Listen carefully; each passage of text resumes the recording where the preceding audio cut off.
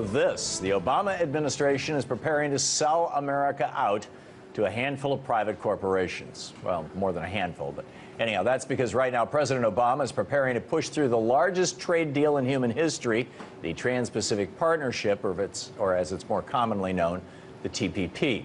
If approved, the TPP would create a whole new set of rules regulating the economies of 12 countries. The red countries seen here on 4 different continents bordering the Pacific Ocean. These rules cover everything from pharmaceuticals to digital copyright law and could permanently change the way everyday Americans and people all over the world interact with the global economy. So if you think the Obama administration, you would think, as a result of this, that the Obama administration would want to keep the public as up to date as possible on such a big trade deal, right? Wrong. The United States has negotiated the TPP almost entirely in secret with the help of about 600 private corporations. Most of what we know about it actually comes from leaked documents, and those documents paint a pretty scary picture. Now, thanks to WikiLeaks, we have an even better idea of just how dangerous the TPP really is. Earlier today, WikiLeaks released a full draft of the treaty's intellectual property rights chapter. The 95-page document proves what many people have long suspected, that the TPP isn't so much a free trade deal as it is a giant giveaway to monster transnational corporations. According to WikiLeaks, the TPP would allow private foreign corporations to sue countries over regulations that those corporations don't like.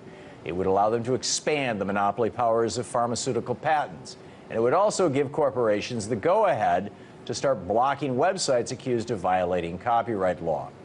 The documents also show that the Obama administration, on behalf of the United States, has been pushing for some of the TPP's harshest intellectual property laws.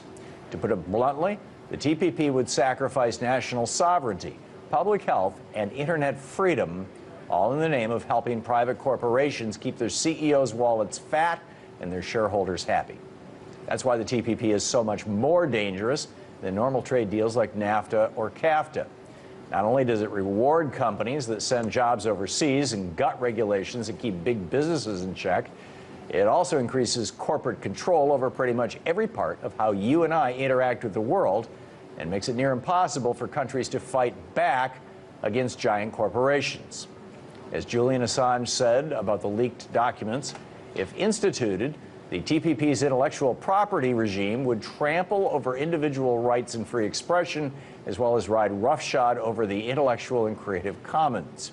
If you read, write, publish, think, listen, dance, sing, or invent, if you farm or consume food, if you're ill now or one day might be ill, the TPP has you in its crosshairs.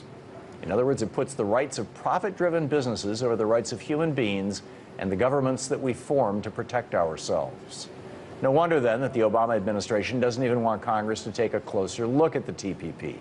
To push the U.S. into the proposed treaty as soon as possible, the president is trying to use a special legislative trick called fast-tracking that would prevent lawmakers from making any amendments to the TPP. Instead, the treaty would be sent right to the floor, where it would only have to pass a simple majority vote.